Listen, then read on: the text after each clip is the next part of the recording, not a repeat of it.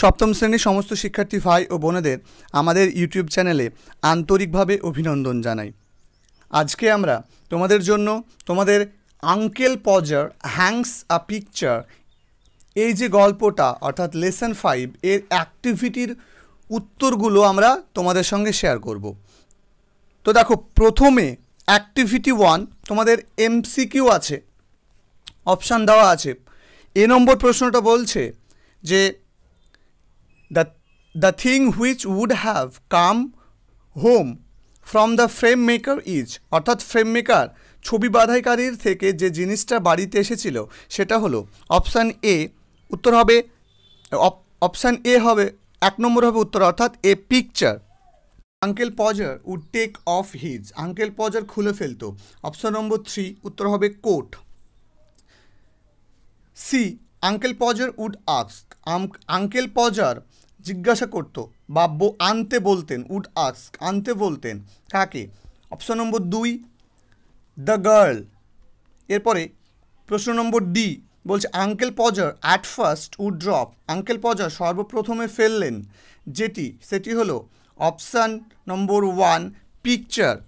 এরপরে অ্যাক্টিভিটি 2 তোমাদের true false বলেছে এবং তার সাপোর্টিং স্টেটমেন্ট দিতে হবে। দেখো, প্রথম যে প্রশ্নটা সে প্রশ্নটা বলা হয়েছে there was a commotion in the house when Uncle Podger undertook a job. বলছে আঙ্কেল পজার যখনই বাড়িতে কোনো কাজ করতেন তখনই খুব হট্টগোল হতো। এটা অবশ্যই ট্রু হবে।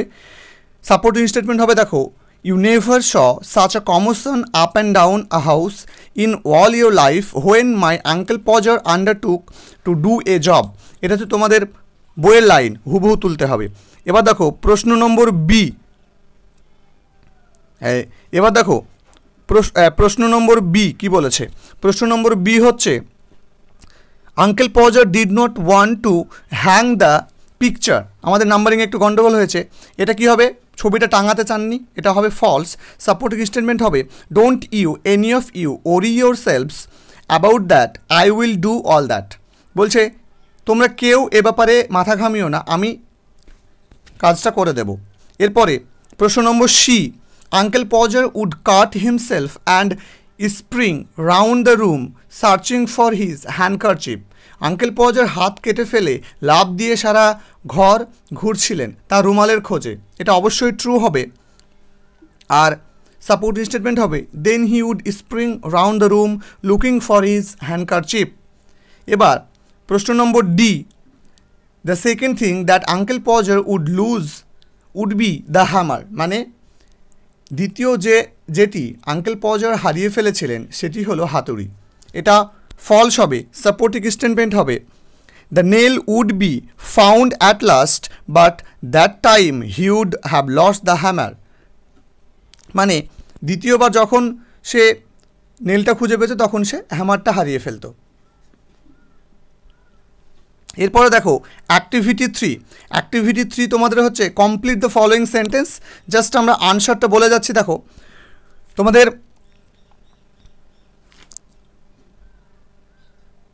প্রথমে আছে, দেখো প্রথম আনসারটা হবে aunt Podger would ask what was to be done with it after the picture came to the house, মানে আন্ট পজার জিজ্ঞাসা করলেন ছবিটি নিয়ে কী করা হবে সেটি বাড়িতে নিয়ে আসার পরে।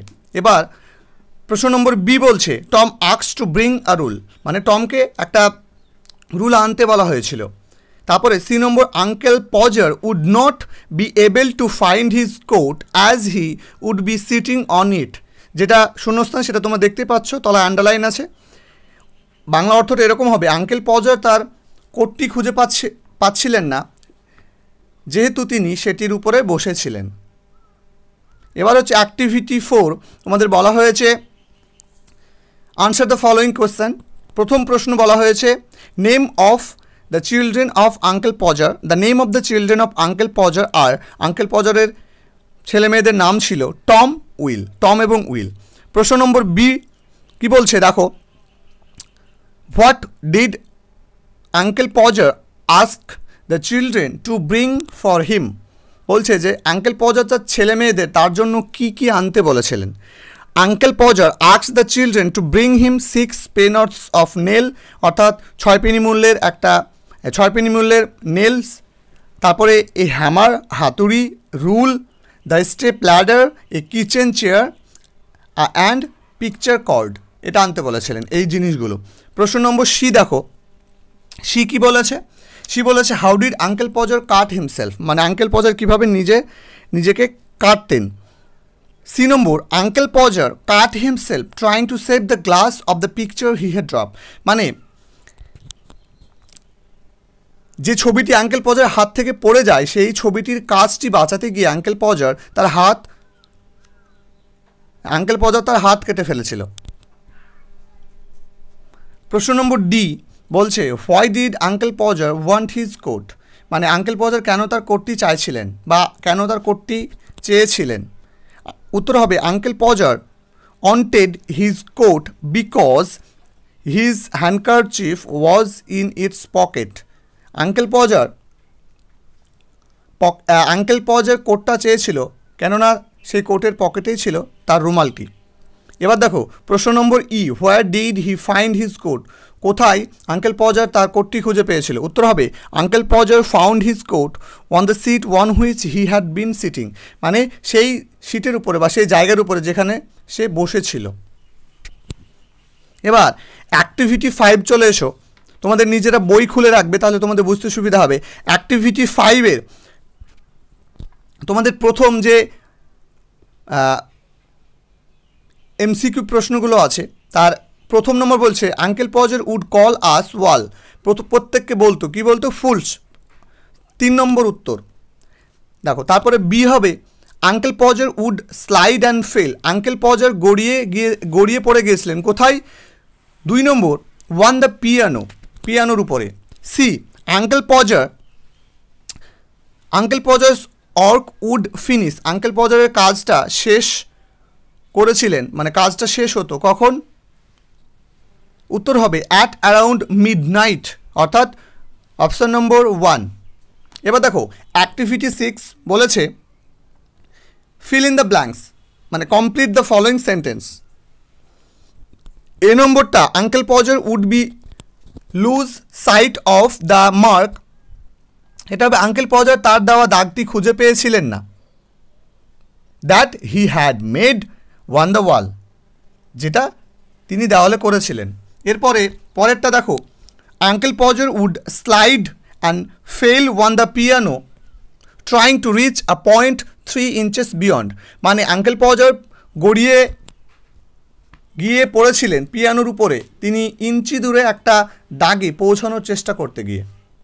তারপরে সি নম্বর প্রথমেই তোমাদের গ্যাপটা আছে, বলছে যে আনসারটা হবে Uncle Podger said he liked doing a job this sort, Uncle Podger বলতেন এ ধরনের কাজ করতে তার ভালো লাগতো। এরপরে অ্যাক্টিভিটি 7 দেখো, তোমাদের কজ এবং ইফেক্ট আছে। আমরা জাস্ট তোমাদের কজটা কী হবে সেটা দেখো। প্রথম তোমাদের ইফেক্টটা বলেছে each child had to get up beside him on the chair, প্রত্যেক ছেলে মেয়েকেই তার চেয়ারের পাশে উঠে দাঁড়াতে হতো। কারণ কি? কারণ হচ্ছে Uncle Podger would have lost the sight of the mark made on the wall, Uncle Podger দেওয়ালে যে চিহ্নটি করেছিলেন সেটি খুঁজে পাচ্ছিলেন না এই কারণে। পরের ইফেক্টে দেখো বলেছে বি নম্বরে uncle Podger would fell on to the piano, মানে পিয়ানোর উপরে পড়ে যেত। তার কারণটা কি? তার কারণ হচ্ছে Uncle পজার try to reach a mark one the wall 3 inches beyond, মানে 3 ইঞ্চি দূরে দেওয়ালের উপরে দাগের নাগাল পেতে চেষ্টা করেছিলেন এই কারণে। এবার পরে দেখো তোমাদের কজ দিয়েছে, মানে কারণ at the first blow of the hammer, মানে হাতুড়ির প্রথম ঘায়েই কী হতো, ফলাফলটা কি? আঙ্কেল পজার, এখানে একটু স্পেলিং মিস্টেক হয়েছে, টাইপিংয়ে তোমাদের পজার বানানটা পোস্টার করে ফেলেছে, যাই হোক। তো uncle Podger would smash his thumb, মানে তার বুড়ো আঙ্গুলটা থেতলে ফেলতো। দেখো পরের কজ মানে ইফেক্ট দেওয়া আছে, কি বলছে a new hole was made, একটা নতুন গর্ত করা হলো। তার কারণটা কি? Uncle Podger put the second nail inside the plaster, তার কারণটা হচ্ছে আঙ্কেল পজার দ্বিতীয় পেরেকটি প্লাস্টারের মধ্যেই পুঁতে ফেলেছিলেন। এরপরে অ্যাক্টিভিটি 8 মানে আনসার দ্য ফলোয়িং কোশ্চেন, বলছে give two instance to show the carelessness of Uncle Podger, মানে আঙ্কেল পজারের যে কেয়ারলেস ছিল তার দুটো উদাহরণ তুলতে বলেছে। তাহলে দেখো, uncle Podger would try to reach a point there 3 inches beyond him on the wall and slide and fall on the piano. মানে ওই 3 ইঞ্চি দূরে পেরেকের খোঁজ, 3 ইঞ্চি দূরে যে পয়েন্টটা করেছিল সেই পয়েন্টটা খুঁজতে গিয়ে মানে গড়িয়ে পিয়ানোর উপর পড়ে যেত, এটা একটা। আর সেকেন্ড ইনস্ট্যান্সটা হচ্ছে, মানে উদাহরণটা হচ্ছে, he would smash his thumb with the hammer while trying to hit the nail with it. যখন হ্যামার দিয়ে পেরেকে আঘাত করতো তখন কী করতো, তার আঙ্গুলটা থেতলে ফেলতো। এটা হচ্ছে তার কেয়ারলেসনেসের এক্সাম্পল। এর প্রশ্ন নম্বর বি কী বলেছে দেখো, what did aunt Podger say after uncle Podger smash his thumb. মানে আঙ্কেল পজার যখন তার বুড়ো আঙ্গুল থেতলে ফেলতো তারপরে আঙ্কেল পজারকে কী বলতো? উত্তরটা হবে দেখো, aunt Podger would say if uncle Podger would inform her of hammering a nail beforehand, then she would go and stay with her mother for a week. মানে আন্ট পজার বলতেন যে ভবিষ্যতে পেরেক পোতার আগে যদি আঙ্কেল পজার তাকে আগে থেকে জানায় তাহলে তিনি 1 সপ্তাহ তার মায়ের কাছে গিয়ে থাকবেন। আঙ্কেল পজার ইনফর্মস, এখানে উডটা হবে না, জাস্ট আমরা ইনফর্মস বলেই করব। আর না হলে আমাদেরকে উড ইনফর্ম করতে হবে। এরপরে দেখো প্রশ্ন নম্বর সি কী বলছে, how did uncle পজার react after finishing the task. মানে কাজটা শেষ করার পর আঙ্কেল পজার মানে কী ধরনের প্রতিক্রিয়া দিত? After finishing his task uncle Podger would express his pride, তার মানে গর্ব প্রকাশ করতো, and say others would appoint a man to do the job that he did. মানে সে যে কাজটা করেছে এই একই কাজ করার জন্য অন্য কেউ হলে অন্য লোক রাখতো। এরপরে দেখো প্রশ্ন নম্বর ডি কী বলেছে, why was everyone tired after uncle Podger put the picture on the wall. Uncle Podger দেওয়ালে ছবি টাঙানোর কাজ শেষ করলে বাকিরা ক্লান্ত হয়ে পড়েছিল কেন? After returning various errands for Uncle Podger everyone was tired. মানে কি আঙ্কেল পজারের নানা রকমের ফরমাস খেটে সকলে ক্লান্ত হয়ে পড়েছিল। আজকের মতো আমরা ভিডিওটা এখানেই শেষ করছি। আমরা এরপরে তোমাদের সঙ্গে বাকি যে অংশগুলো থেকে গেল 9 থেকে বাকি যে অংশগুলো থাকলো সেই অংশগুলো নিয়ে আমরা পরে একটা ভিডিও করব এবং সেই ভিডিওতে তোমাদের সঙ্গে ডিটেলসে আলোচনা করব। ততক্ষণ পর্যন্ত সুস্থ থাকবে, সুন্দর থাকবে। ভিডিওটা ভালো লাগলে ভিডিওটা সমস্ত বন্ধুদের সঙ্গে শেয়ার করো যাতে তারাও অ্যাক্টিভিটিগুলোর আনসারগুলো পেয়ে যায়। ধন্যবাদ।